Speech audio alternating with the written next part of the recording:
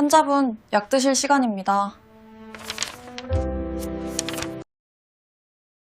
그날 밤 난 병실에서 혼자였어요.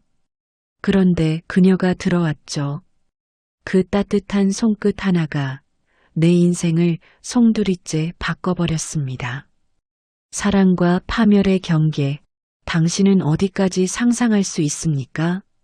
사람이 얼마나 외로워야 병실의 손끝 하나에 심장이 다시 뛰기 시작할까요? 그녀는 간호사였고 나는 환자였습니다. 하지만 그날 이후 우리는 서로의 병이 되어버렸습니다. 이건 단순한 연애가 아닙니다. 구독과 좋아요로 당신도 그 손끝의 온기를 느껴보세요. 창문 틈새로 스며드는 빗소리가 병실을 두드렸다. 희미한 조명 아래 링거액이 떨어지는 소리가 유일한 리듬처럼 들렸다. 강도윤은 멍한 눈으로 천장을 바라봤다. 이 나이에 병실 신세라니. 삶이 이렇게까지 비좁아질 줄 몰랐다. 한때 부산에서 제법 잘나가던 인쇄소 사장이었다. 직원 셋, 거래처는 늘 줄을 섰다. 그러나 세상은 종이를 버리고 모니터를 택했다. 인쇄소는 망했고 아내는 떠났다. 자식들은 서울에서 각자 잘 산다며 전화를 끊었다. 남은 건 빚과 쓸쓸한 원룸, 그리고 오늘의 이 병실이었다. 급성 췌장염. 의사가 말하길 술도 스트레스도 체념도 모두 원인이 될 수 있다 했다. 술은 끊어야 합니다. 의사의 말은 귀에 들어오지 않았다. 끊을 게 뭐 있나. 인생 자체가 이미 끊겨 있었는데. 도윤은 옆으로 고개를 돌렸다. 창밖엔 흐릿한 불빛이 스며 있었다. 그는 가만히 손등을 바라봤다. 잉크 냄새 배인 굳은 살. 세월의 흔적. 그 손이 이제는 병원 침대 위에서 링거줄을 잡고 있었다. 그때였다. 문이 탁 소리를 내며 열렸다. 하얀 조명이 살짝 새어 들어왔다. 환자분, 깨어 계세요? 맑은 목소리였다. 그녀가 들어왔다. 단정하게 올린 머리, 마스크 너머로도 느껴지는 따뜻한 기운. 가슴팍엔 이름표가 달려 있었다. 한지연 간호사. 오늘부터 제가 담당이에요. 강도윤 환자분 맞으시죠? 그녀의 눈빛이 도윤을 바라봤다. 마치 오래된 기억을 꺼내보듯 부드럽고 조심스러웠다. 네, 맞습니다. 목소리가 굳게 뻣뻣했다. 그녀는 미소를 지었다. 수술은 잘 끝나셨어요. 이제 회복만 하시면 됩니다. 혹시 통증은 좀 어떠세요? 괜찮습니다. 뭐 살다 보니 아픈 게 하루 이틀도 아니죠. 그녀가 웃었다. 그 말씀 환자분들께 자주 들어요. 그녀는 링거줄을 살피며 그의 팔을 잡았다. 살짝 닿은 손끝이 따뜻했다. 피부를 스치는 순간 도윤의 몸이 미세하게 떨렸다. 그녀의 손길엔 서두름이 없었다. 정확하고 조심스럽게 마치 소중한 걸 다루듯 느리게 움직였다. 아플 수도 있어요. 그녀가 말하고 주사를 꽂았다. 거의 아프지 않았다. 오히려 이상했다. 누군가의 손길이 이렇게 부드럽게 느껴진 게 몇 년 만이었을까. 그녀가 미소를 지으며 물컵을 건넸다. 약 드셔야 해요. 물 조금 드세요. 그의 손이 컵을 잡는 순간 손끝이 스쳤다. 잠시였지만 전류처럼 감각이 퍼졌다. 그녀는 아무렇지 않게 말하고 나갔다. 무리하지 마세요. 호출벨은 바로 옆에 있어요. 문이 닫히고 병실엔 다시 고요가 찾아왔다. 하지만 도윤의 가슴은 이상하게 빠르게 뛰었다. 사람 손이 이렇게 따뜻했나? 그날 밤 그는 처음으로 천장을 보며 웃었다. 이상했다. 아픈 와중에도 마음 어딘가가 살아나는 느낌이었다. 다음 날 아침 지연은 다시 병실로 들어왔다. 햇빛이 창가를 스쳤고 그녀는 그것보다 더 환한 미소로 인사했다. 좋은 아침이에요. 오늘은 혈압부터 잴게요. 그녀는 도윤의 팔을 감싸며 커플을 조였다. 부드러운 손가락이 그의 팔 위를 스치자 그의 눈길은 자연스럽게 그녀를 향했다. 짧은 머리카락, 살짝 젖은 입술, 그리고 코끝에 묻은 비누향. 모든 게 묘하게 현실 같지 않았다. 요즘 많이 외로우시죠? 지연이 갑자기 물었다. 네. 아니요. 그냥 표정이 그러셔서요. 하하, 다들 그런 표정 아닐까요? 나이 먹으면. 그럴 수도 있죠. 하지만 마음이 외로운 사람은 금방 알아요. 그녀의 말에 도윤은 한참을 말없이 있었다. 그녀의 눈이 너무 따뜻해서 차마 고개를 돌릴 수가 없었다. 그날 밤 그는 잠들지 못했다. 빛이 꺼진 병실은 조용했다. 단지 링거가 떨어지는 소리만 규칙적으로 울렸다. 그는 베개 밑에 손을 쥐었다가 폈다. 머릿속엔 자꾸 그녀의 얼굴이 떠올랐다. 그녀의 미소, 손끝, 그리고 외롭죠? 라고 묻던 그 목소리. 가슴이 답답했다. 허무와 욕망이 뒤섞인 감정이 불쑥 올라왔다. 이게 뭐라고. 그는 작게 중얼거렸다. 하지만 마음속 허기가 너무 컸다. 이혼 후 3년 아무도 자신을 만져주지 않았다. 단 한 번도. 그는 결국 눈을 감았다. 상상 속에서 지연이 들어왔다. 환한 미소로 손에 물컵을 들고 환자분, 약 드셔야죠. 그녀의 손이 그의 얼굴을 쓸었다. 그 부드러움이 현실처럼 생생했다. 도윤은 손끝을 움켜쥐며 숨을 죽였다. 지지연 씨. 그 순간 문이 딸깍 열렸다. 환자분? 지연이었다. 순간 두 사람의 시선이 맞물렸다. 빛이 꺼진 병실 안에서 그녀는 상황을 직감했다. 얼굴이 붉게 물들었다. 죄송합니다. 노크했는데. 그녀는 급히 고개를 돌렸다. 도윤은 얼굴을 이불 속에 묻었다. 숨이 막혔다. 괜찮아요. 그럴 수도 있죠. 지연의 목소리는 떨리고 있었다. 다음부턴 제가 더 조심할게요. 그녀는 빠르게 나갔다. 문이 닫히자 병실 안엔 긴 침묵이 흘렀다. 도윤은 얼굴을 가리고 속삭였다. 끝났구나. 이제 다시 못 보겠지. 다음 날 아침 지연은 평소처럼 들어왔다. 하지만 어제와는 다른 공기가 흘렀다. 그녀는 밝게 웃으며 말했다. 오늘 퇴원 준비하셔야죠. 혈압 먼저 재드릴게요. 도윤은 고개를 숙였다. 어젯밤 일은 괜찮아요. 그녀는 부드럽게 말했다. 남자분이시잖아요. 이해해요. 그런 욕구, 그게 이상한 건 아니에요. 도윤은 놀라 그녀를 바라봤다. 그녀는 미소를 지었다. 저도 가끔 외롭거든요. 그 말 한마디가 심장을 찔렀다. 지연의 손이 그의 팔을 감싸며 혈압을 잴 때 그의 가슴이 미친 듯이 뛰었다.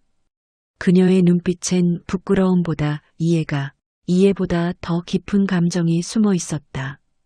퇴원해도 가끔 연락해도 될까요? 도윤이 조심스럽게 말했다. 지연은 잠시 침묵했다가 작게 웃었다. 그래요. 다만 병원 밖에서만요. 그녀는 그 말과 함께 작은 쪽지를 손에 쥐어줬다. 종이에는 짧게 적혀 있었다. 지연 010-4007-0000. 그녀의 손끝이 그의 손등을 스치며 떠났다. 그 짧은 접촉 속에 도윤의 인생은 다시 움직이기 시작했다. 지연의 쪽지를 손에 쥐고 병원을 나온 날 도윤은 하늘을 올려다봤다. 유난히 파랬다. 그러나 그 마음은 평온하지 않았다. 기쁨과 두려움이 동시에 흔들렸다. 그녀의 손끝이 아직도 손등에 남아 있었다. 퇴원해도 가끔 연락해도 될까요?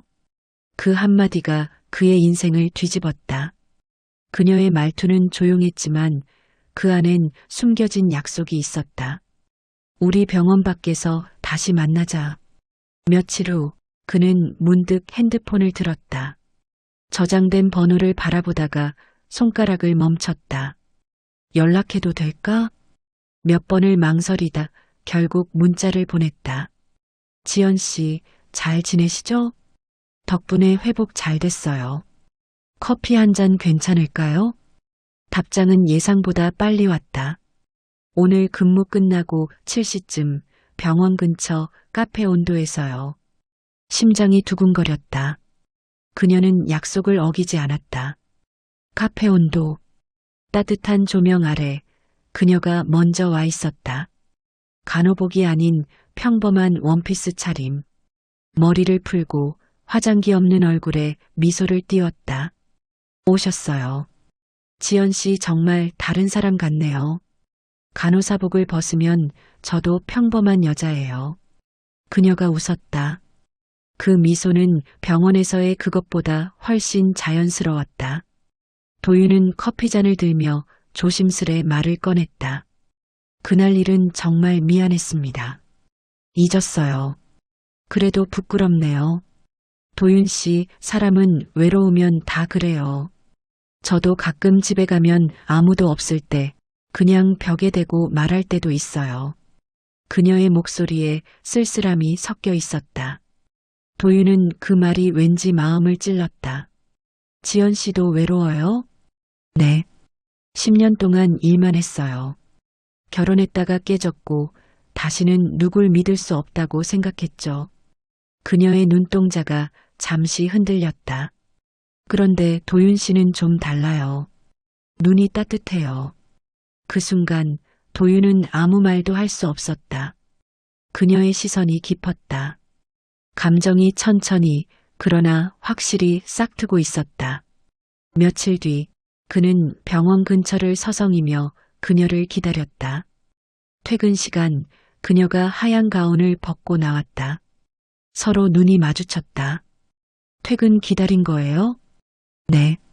집에 가는 길이 같은 방향이더라고요. 하하, 핑계대는 솜씨가 좋으시네요. 그녀는 장난스럽게 웃었지만 발걸음은 늦춰졌다. 두 사람은 함께 걸었다. 저녁 노을이 병원 벽에 스며들었다. 그 노을빛이 마치 금단의 신호 같았다. 혹시 결혼 생각은 없어요?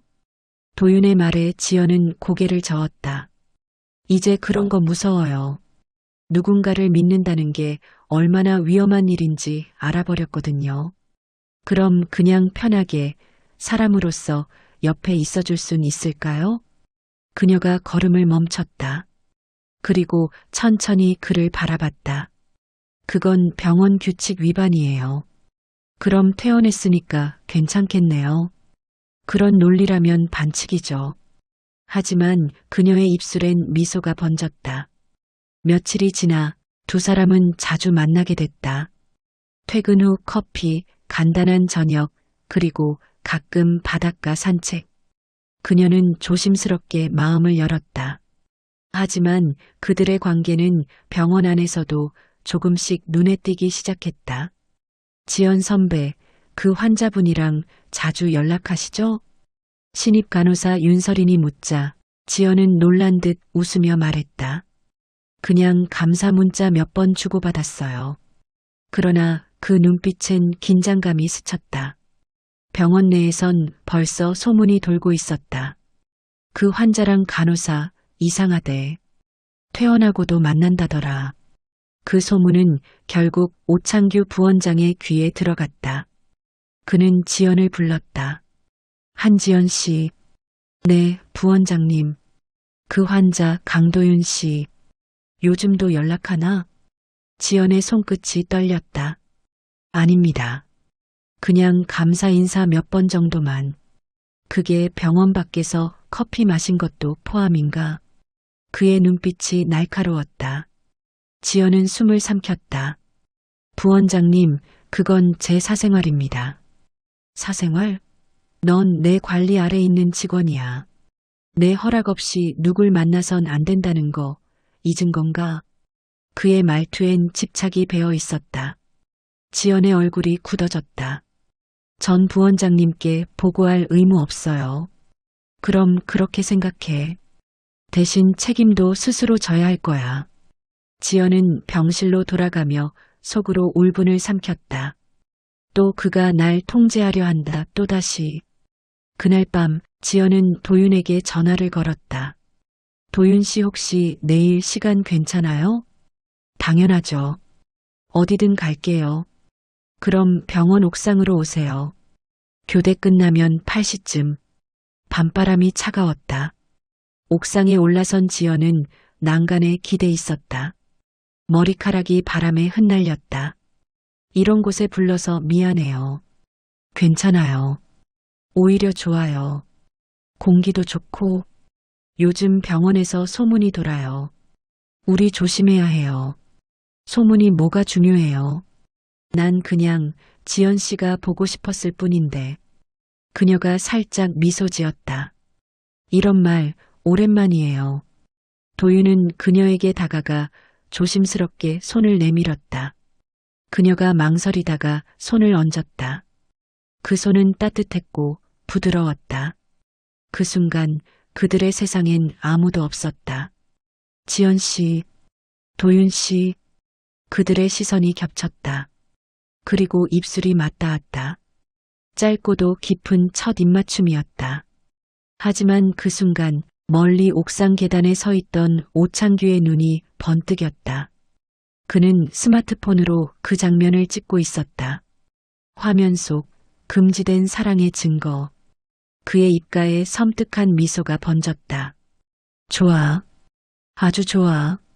며칠 후 지연은 병동에서 이상한 낌새를 느꼈다. 수간호사 미화가 그녀를 불러 세웠다. 지연 씨, 부원장님이 또 당신 얘기하시던데? 저요? 응. 조심해. 그분 눈에 들면 살고 밑보이면 끝이야. 지연은 작게 고개를 끄덕였다. 네, 알겠어요. 하지만 그날 밤 지연은 도윤의 집으로 향했다. 그는 깔끔히 정돈된 인쇄소 옆 원룸에 살고 있었다. 퇴원 축하 겸 제가 저녁 만들어 왔어요. 직접요? 가끔은요. 누군가 밥 해주는 거 그립잖아요. 둘은 따뜻한 식탁에 마주 앉았다. 지연이 젓가락을 건넸다. 맛은 없지만 마음은 진심이에요. 그녀의 말에 도윤은 웃었다. 지금까지 먹은 중에 제일 맛있어요. 그 말 위험해요. 여자가 오해하거든요. 오해해도 돼요. 그날 밤 그들의 관계는 한 발 더 넘어섰다. 서로의 외로움이 하나로 엉켰다. 병실에서 느꼈던 따뜻한 손끝이 이제는 현실의 열기로 변해 있었다. 하지만 그들의 사랑은 이미 금기의 문을 열고 있었다. 그리고 그 문 너머엔 질투와 파멸의 그림자가 도사리고 있었다. 지연이 병원 복도를 걷고 있었다. 희미한 형광등 아래 그녀의 걸음은 무겁고 조심스러웠다.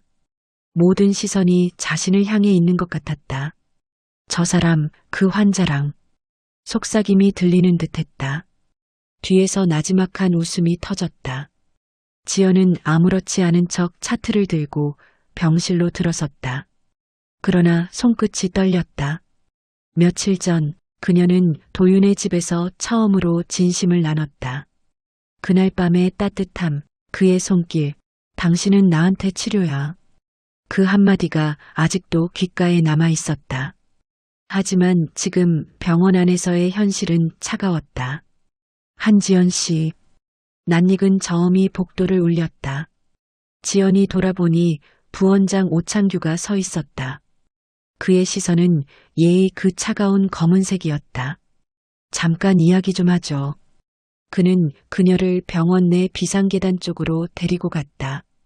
그곳은 늘 그가 사적인 대화를 요구하던 장소였다. 요즘 바쁘죠? 네, 뭐 다른 때처럼요. 그래요? 그 환자분이랑은 잘 지내요? 지연의 얼굴이 굳었다. 부원장님, 그건 사적인 일입니다. 사적인 일? 그가 냉소를 지었다.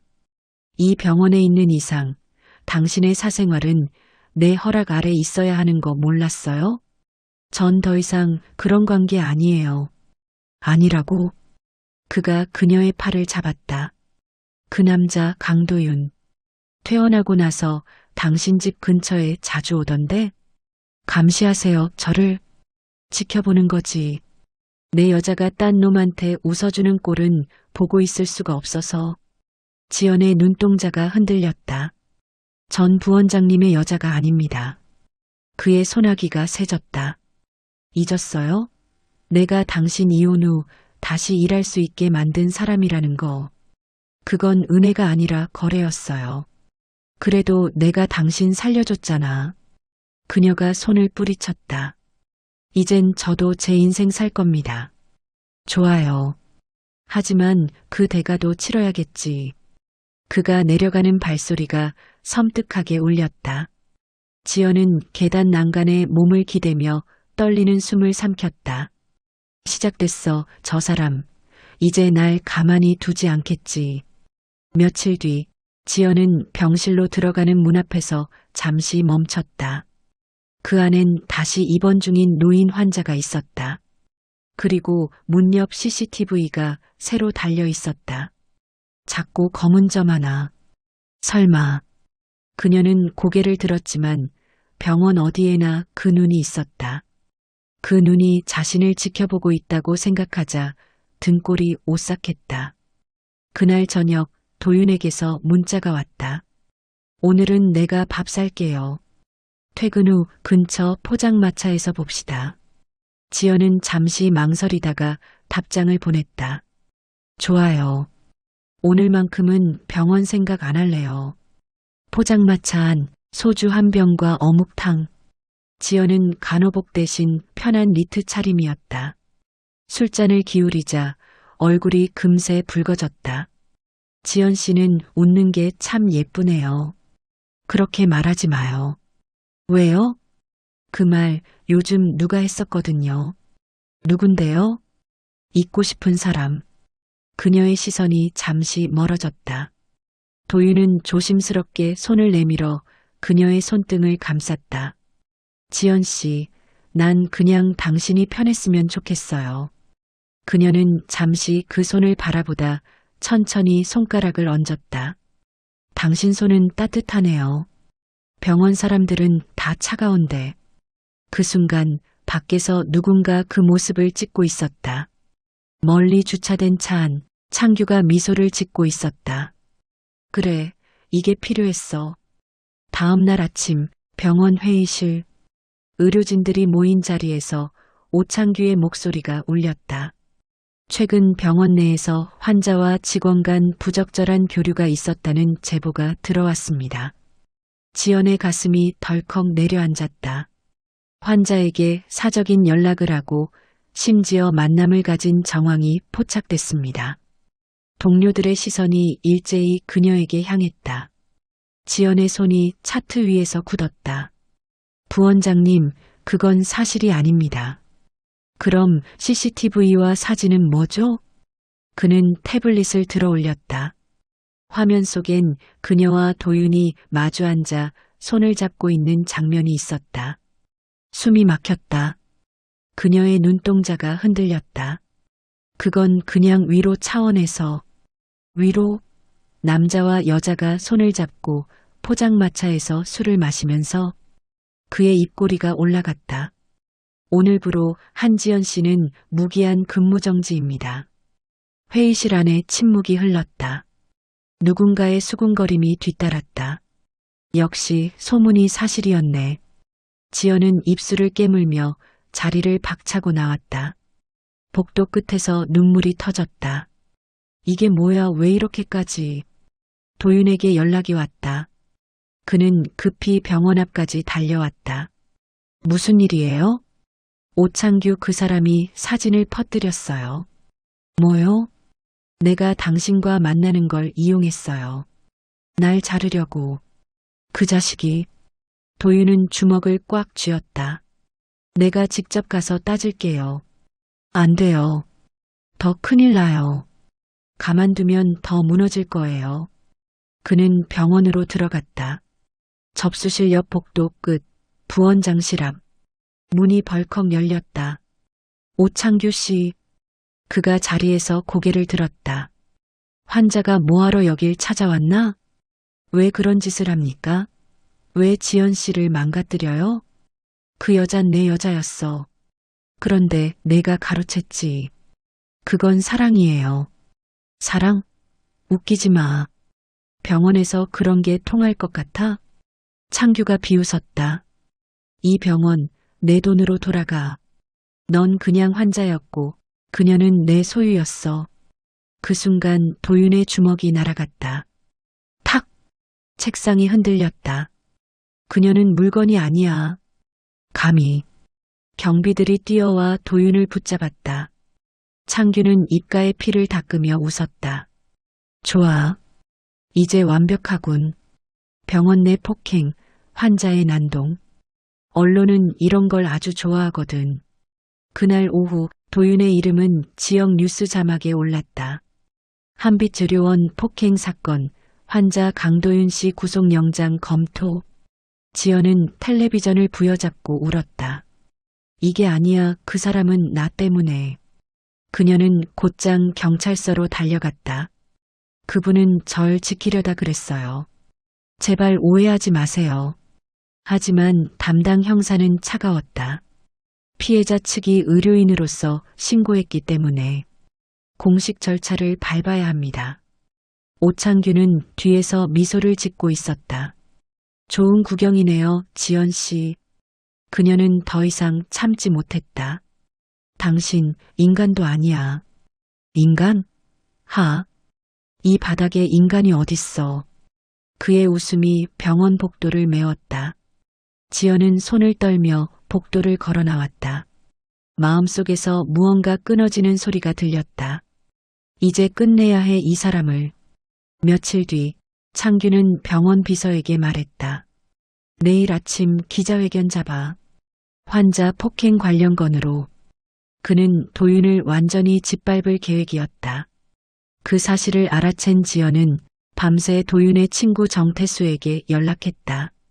창규가 병원 돈으로 무슨 짓을 하는지 자료 좀 찾아줄 수 있어요? 그 자식 비리 많지. 내가 도와줄게. 그녀는 모든 걸 걸기로 했다. 사랑을 지키기 위해서가 아니라 진실을 위해서. 다음 날 병원 옥상. 지연은 하늘을 바라봤다. 새벽빛이 희미하게 스며들고 있었다. 그녀의 손에는 USB 하나가 들려 있었다. 그 안엔 부원장의 비리 증거들이 가득했다. 리베이트, 불법 수술, 의료비 횡령. 모든 진실이 담겨 있었다. 이제 끝이야, 오창규. 하지만 아직 폭풍은 시작도 되지 않았다. 새벽 5시. 병원 옥상에서 바람이 불었다. 회색빛 하늘 아래 한지연은 두 손으로 난간을 움켜쥐었다. 그녀의 손안엔 작은 USB 하나가 있었다. 그 안에는 병원 내부 비리 그리고 부원장 오창규의 범죄 기록이 담겨 있었다. 리베이트 장부, 불법 낙태 수술 명단, 허위 입원비 청구 자료까지. 모두 그녀가 3년 동안 묵묵히 모아둔 기록이었다. 그녀는 혼잣말했다. 이제 내가 만든 지옥에서 벗어날 때야. 며칠 전 그녀는 정태수와 함께 병원 내부 서버를 뒤졌다. 정태수는 도윤의 오랜 친구이자 정보통이었다. 지연 씨, 이건 생각보다 큰 판이에요. 병원 하나가 아니라 재단 전체가 걸려 있어요. 그래서 더 이상 물러날 수 없어요. 그 사람은 내 인생을 망쳤어요. 이제 내가 갚을 차례예요. 위험할 겁니다. 이미 위험 속에서 살아왔어요. 그녀는 웃었다. 그 웃음엔 더 이상 두려움이 없었다. 그 시각 창규는 부원장실에서 전화통을 붙잡고 있었다. 기자회견 준비됐지? 오늘 오후 3시 환자 폭행 사건 관련해서 내 입장 발표한다 해. 그는 거울 속 자신의 넥타이를 정리하며 미소를 지었다. 한지연은 끝났어. 그리고 그 남자도 끝났지. 그러나 그는 몰랐다. 그 순간 그의 비밀이 이미 복제되어 세상으로 흘러나가고 있다는 것을. 같은 날 오전 지연은 경찰서를 찾았다. 이걸 제출하겠습니다. USB를 꺼내는 그녀의 손이 약간 떨렸다. 담당 수사관이 물었다. 이게 병원 부원장의 비리 자료라고요? 네. 리베이트 거래 내역과 불법 낙태, 의료보험 사기까지 전부 있습니다. 단 언론에도 동시에 공개할 겁니다. 언론이요? 신중하게 생각해야. 그 사람은 신중하게 사람을 죽였어요. 이제 신중 따윈 없어요.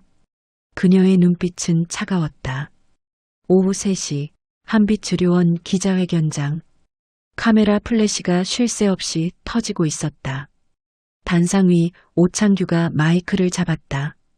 오늘 기자회견은 최근 병원 내에서 발생한 불미스러운 사건에 대한 사실관계를 바로잡기 위해 준비했습니다.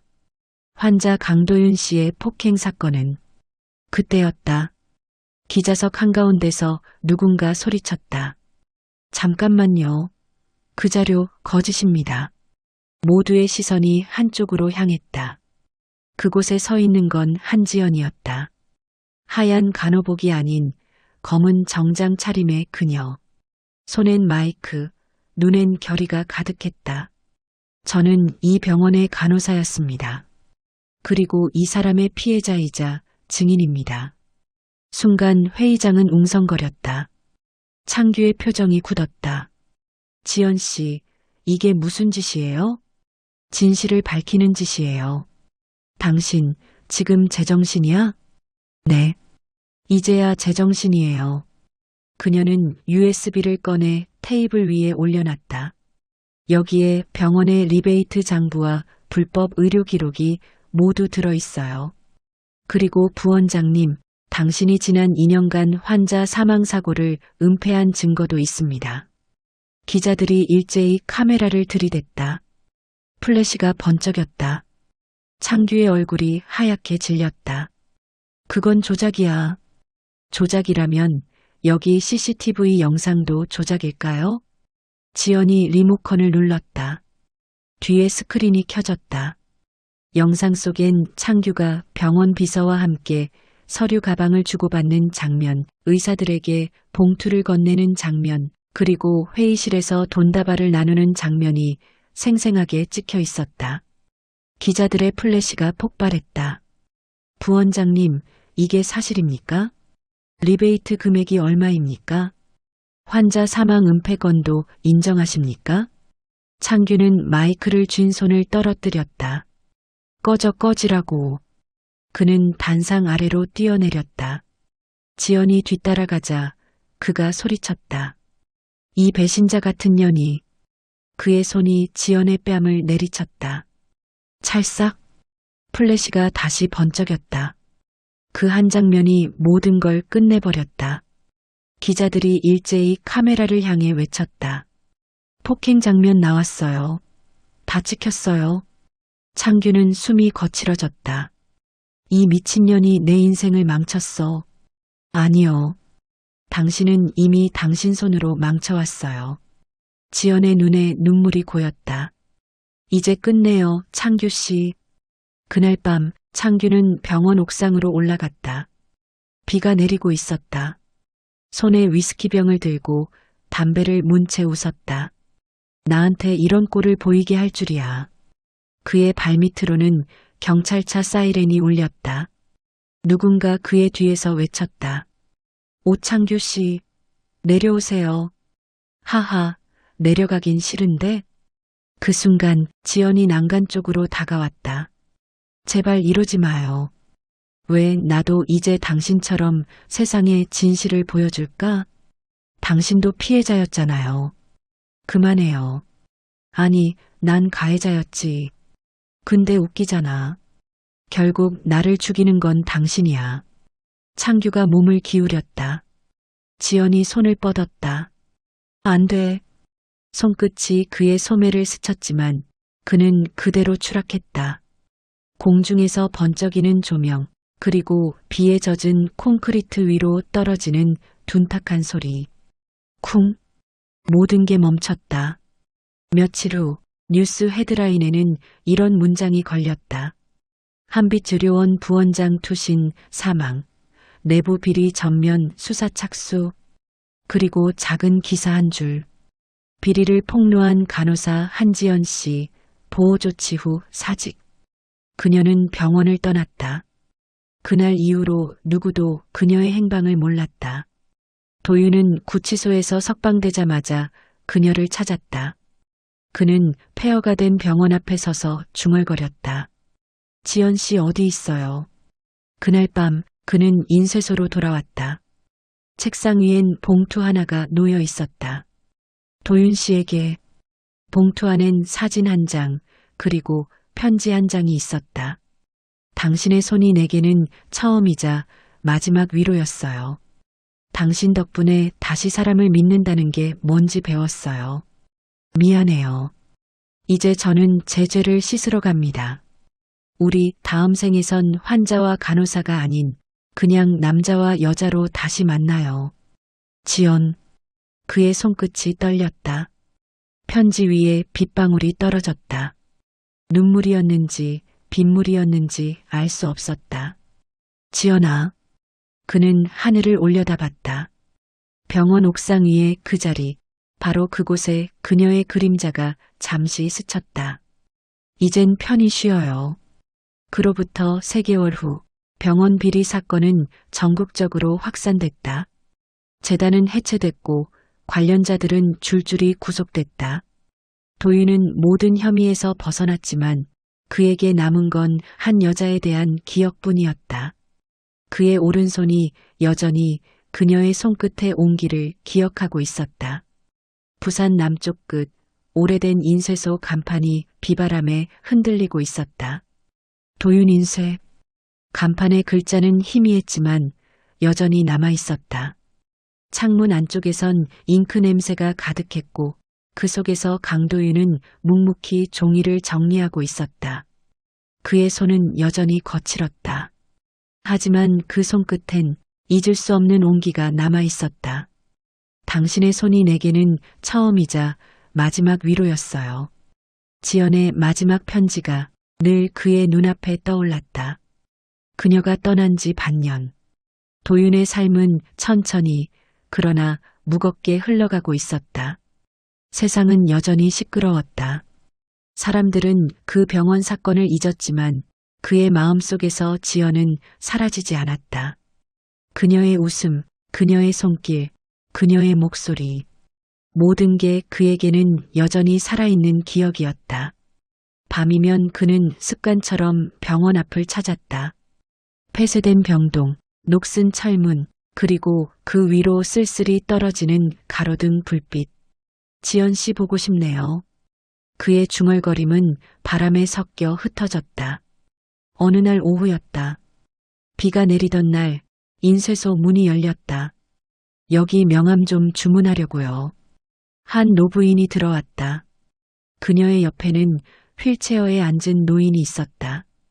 요양원에서 쓰는 명함인데요. 여기 자원간호봉사팀이라고 써주실 수 있을까요? 노부인의 말에 도윤이 손을 멈췄다. 간호봉사요? 네, 자원으로 환자 돌보는 봉사팀이에요. 그런데 요즘 봉사자들이 없어서 힘들어요. 그 말이 그의 가슴을 두드렸다. 간호봉사 그녀가 했다면 어땠을까? 그는 잠시 생각하다가 말했다. 저도 도울 수 있을까요? 네. 제가 의료인은 아니지만 사람 손잡는 건 잘합니다. 노부인은 놀란 듯 웃었다. 그럼 오세요. 우리 같은 손길이 필요하거든요. 그날 이후 도윤의 일상은 조금 달라졌다. 요양원 3층. 그는 매주 수요일마다 그곳에 갔다. 환자들의 손을 잡고 물컵을 건네주고 책을 읽어주었다. 그의 거칠던 손끝이 어느새 따뜻해졌다. 아저씨, 오늘은 무슨 책 읽어줘요? 오늘은 간호사가 나오는 이야기 어때요? 좋아요. 아이처럼 웃는 노인들을 보며 그는 오랜만에 미소를 지었다. 간호사가 사라진 병원에서 환자가 되어 위로를 받았던 남자. 이젠 자신이 누군가의 간호사가 되어 있었다. 그날 저녁 요양원 정원에 앉아 그는 하늘을 올려다봤다. 노을빛이 붉게 물들었다. 지연 씨, 나 잘하고 있죠? 바람이 불었다. 그 바람 속에 은은한 비누향이 스쳤다. 그는 눈을 감았다. 그녀가 바로 옆에 앉아 있는 것 같았다. 이제 제 차례예요, 지연 씨.